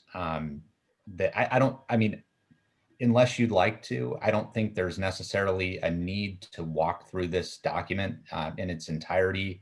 I think it's relatively straightforward in the sense that we're basically gathering some basic information regarding the applicant, regarding the project, regarding the nature of the organization that's making this proposal. Is it an individual? You know, is it a company? You know, describe that sort of level of detail. And then as we continue, Sebastian, will you advance the, thank you. You can see here just kind of like, what do they have in mind in terms of financing? How's that going to be accomplished? What sort of the incentives are they applying for here? And why do they feel like they're eligible? And then some information regarding the interconnection process. And if we move on to the next page, you can see there are some more checklist items. Basically, you know, do they do they have the interconnection agreement? Do they, have they submitted the application itself? What evidence are they providing to establish site control through the entirety of the delivery term? So meaning the entire 20-year term. That's basically the information that we're collecting here.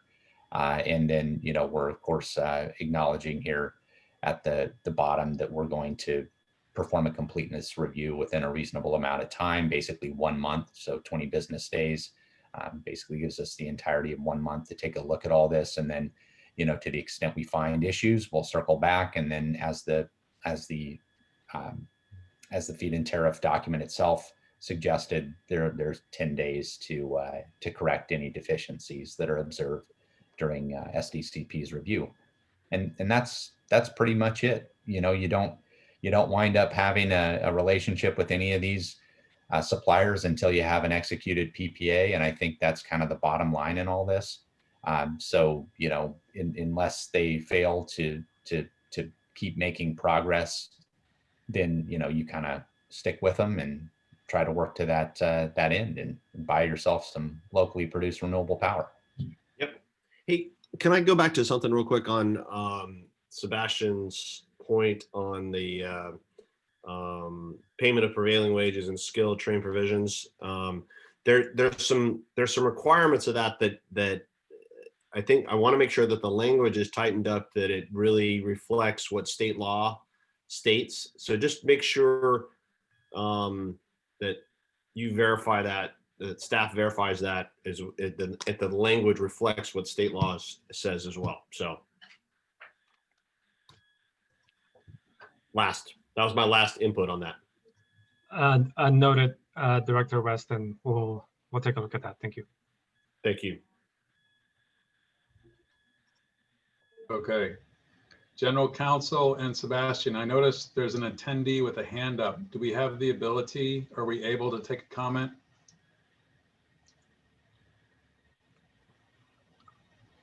Is the comment on this item? Don't know. I just see Ms. Mitrowski has her hand up. I don't know if that's on purpose or not. I would say I'll defer to Ryan. We do have a list of, as part of every agenda, we have a way for the public to submit comments before the start of the board meeting. That way I collect the public comments and everyone gets a chance. That's the system we've had, but again, I'll defer to Ryan, and since this is your committee chair, Ryan, I don't know if you want to weigh in on that.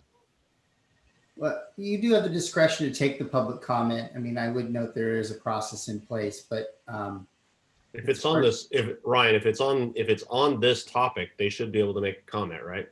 Right. Yes, that's what I was going to say. So I see she still has her hand up. Can you go ahead and promote her so she can make her comment, Sebastian? Of course. Give me 1 second. Thank you.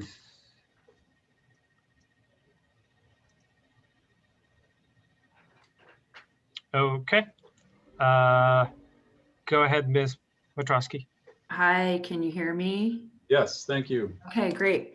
Micah Mitrowski with IBEW Local 569, and I'm commenting on the workforce provisions of the feed-in tariff. So to help ensure that SDCP is delivering community benefits through quality local jobs, we recommend that rather than merely encouraging payment of prevailing wage and skilled and trained workforce provisions, that these provisions are requirements of the feed-in tariff program, and that it's clear that these provisions are as defined by state law, payment of prevailing wage and then skilled and trained.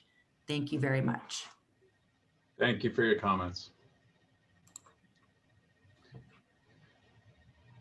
All right, I'm going to make a motion that we move the policy forward with the recommended changes by Interim Chair Carnahan. And also I would like to include yes. Yep. With those two clarifications. So moved. All those in favor, please say aye. Aye. Aye. We're good to go. All right, that brings us to 11, committee member announcements. Director West. You're doing a fantastic job there, Chair Hamura. That's all I got. I want to thank you for your service, Director West. You bet. It's always a pleasure. Enjoy it. All right, with that, it's 5:12. It's dark out. We're adjourned until, we'll see you all next year. Have a happy holiday. You too. Take care. Bye, Thank you, Director West. Bye. Thank you.